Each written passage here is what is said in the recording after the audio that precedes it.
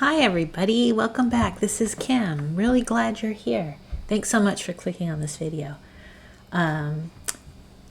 What spurred me to make this today is someone that I met, a Dasher, out while delivering. I don't know. It was kind of crazy, the things that she was saying.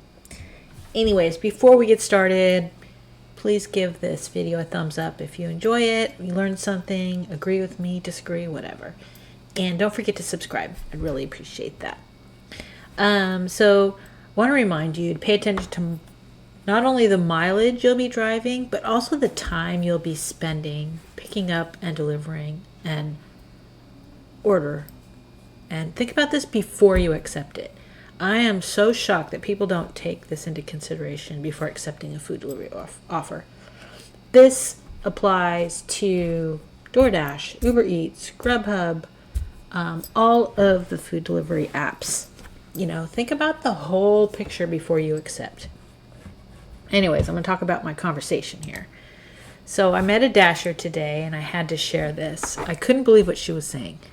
So we were sitting and waiting for our orders at Chick-fil-A. I just realized I spelled Chick-fil-A wrong. Anyways, she's a college student who's home for the summer trying to make some money. I was shocked at the things that she was saying. She does not take the low offers, which is good. I was glad to hear that. But she doesn't care how far she goes, as long as the offer is over $10. And I said, really? Even like 20 miles away? She goes, yeah, I have a hybrid. Gas doesn't cost me very much.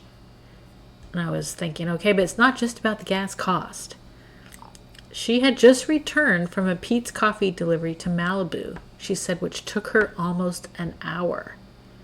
The drive there and back, as well as waiting for the order. She made $13. And she was fine with that. I'm like, you just spent an hour of your time waiting in a restaurant for the coffee order, driving all the way to Malibu, which really isn't that far, but it takes a long time. And then back to Chick-fil-A, which is where she was getting her next order. I'm like, wow, you just made $13 an hour. She didn't care. It was crazy to me. Without trying to be confrontational, I was talking to her, and I was just trying to be helpful, really, and mentioned that $13 in 1 hour is less than minimum wage. We're in California. I know other states have different minimum wage. Let's not get into that.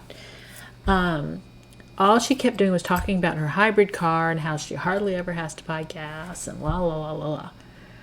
I told her I would not ever consider taking a delivery to Malibu for $13. And that I like to get at least $2 per mile, not only for gas, but for my time and effort.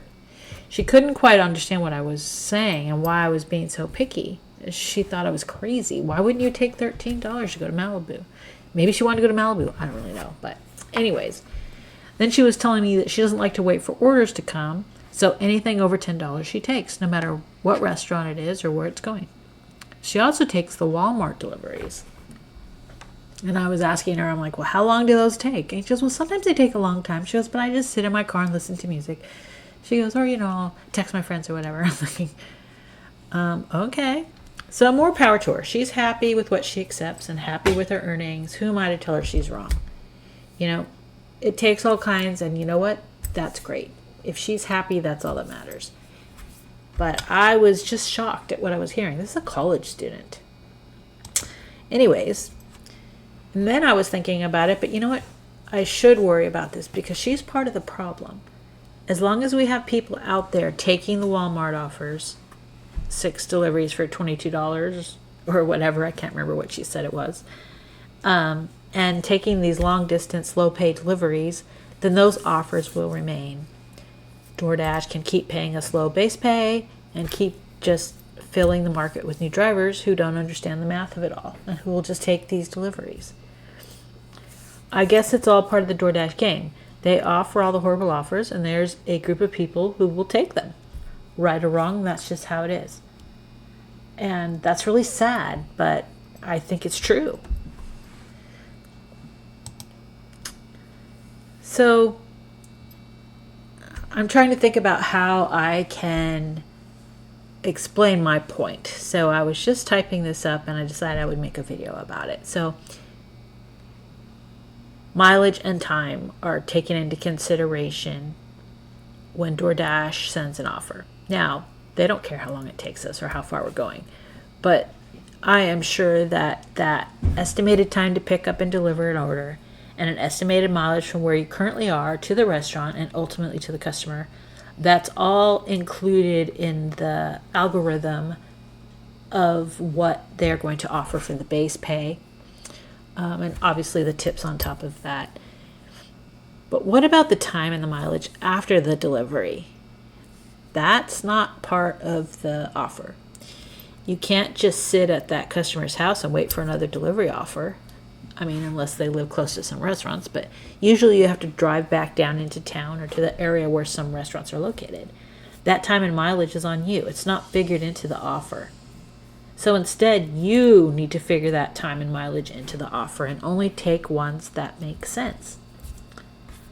So I have a couple of examples here. Okay, so this is going from Chick-fil-A down here. This is in my town. I wanted to talk about it because I know these roads. I know that, whatever. So you're looking here. I just pulled up a Google map because it has the information that you can very easily see. So I thought this would be the easiest way to explain it. Okay, so let's pretend $9 for 3.1 miles. Okay, that's $3 a mile. That sounds like a great offer, right? It's more than $2 a mile, and it's almost $3 a mile. Estimated time to the customer is 10 minutes, okay? So DoorDash is going to expect you to pick up the food and get to the customer in about 10 minutes. But this path here that's highlighted, it is full of traffic signals that take a long time. This could easily take you 20 minutes, and I'm not exaggerating. If you hit every red light, there's red lights all along, red, signal. And like here's a left turn, there's a left turn lane here, so you get an arrow to turn left. 5 or 6 cars get to go each time. And let's say there's 10 cars, so you have to wait for a whole nother signal. I mean, this could take a long time. And it's delivering to a college campus. How long to find the right building, find parking, and find the customer's location? Add another 5 to 10 minutes there. You're not just driving up to a house and dropping the food off. This is going to a school. Okay, so let's say you are already at the restaurant. You wait 5 minutes for the food. Okay, that's pretty normal at Chick-fil-A. Okay, 15 minutes for the drive to the customer. I think it might even take longer, but let's just say 15 minutes. 10 minutes to find the customer location because you have to drive around and find the building, and there's several buildings. You have to figure out where to park, etc.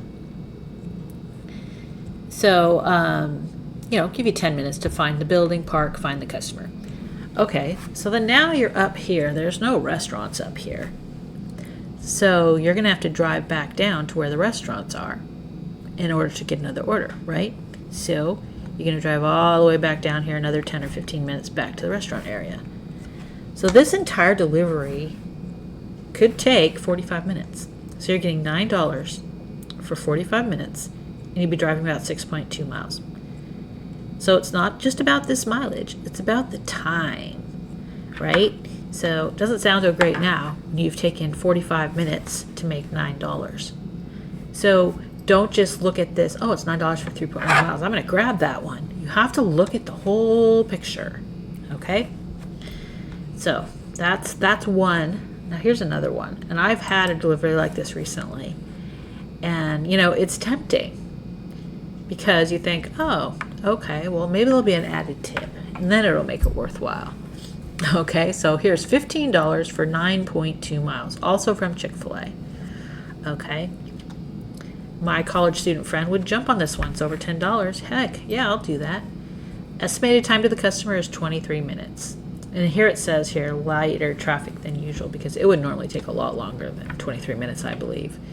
I'm going to estimate 30 minutes because I think that's more realistic. Okay, anyways. You're also delivering to a gated area in Lake Sherwood. This security gate takes a long time. They check ID. They actually look at your ID.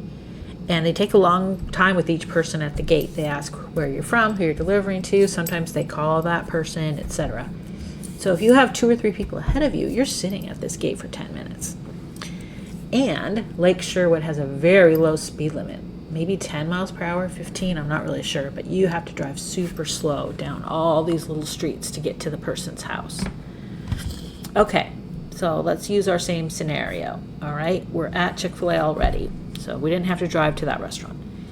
We're waiting 5 minutes for the food, 30 minutes for the drive to the gate, 5-minute wait at the gate. I'm being generous here. 10-minute drive within the gates to find the customer's house and drop off the food. Oh, shoot. Sorry, my dog's barking. Hopefully you can still hear me. Anyways, and then another 20-ish minutes back out of this neighborhood down. Here's a bunch of restaurants right here. So you don't have to go all the way back here. Maybe you could go here and get another order. So that's an extra 20 minutes. So this entire delivery took 70 minutes and you've made $15. You'll be driving about 18.4 miles. Doesn't sound too good now, does it? You've got 70 minutes. That's more than an hour and you've made $15. And these people generally don't tip great. So don't count on an added tip. I've never got an added tip in Lake Sherwood. Sometimes back when I used to try all the time to see if there was added tips, they'll tip $4 or $5 no matter how much food they get delivered. Now, okay, I shouldn't say this. That's a blanket statement. I'm sure there's some people in there that tip well, but most of them don't. So you have driven 70 minutes for $15. So anyways, I just wanted to illustrate that. I think I've illustrated my point.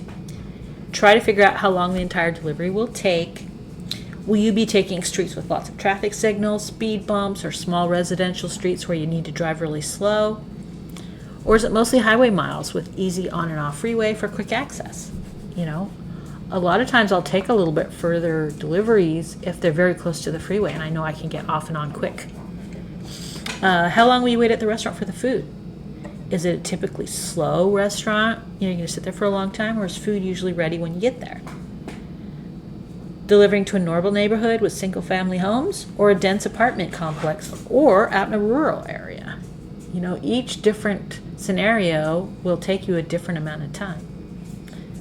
It's not just about the mileage. Yes, mileage is important, but your time is also important. Your time is worth money.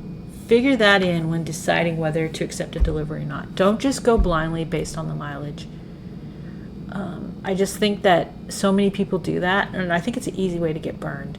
So anyways, I just wanted to share that information. I hope you enjoyed it. Let me know if you agree with me, or if I've missed something, or if I'd said something that, if you have some different information, share it in the comments. I'd love to read what you have to say. Anyways, I hope you're having a great day and making lots of money, and I'll see you next time.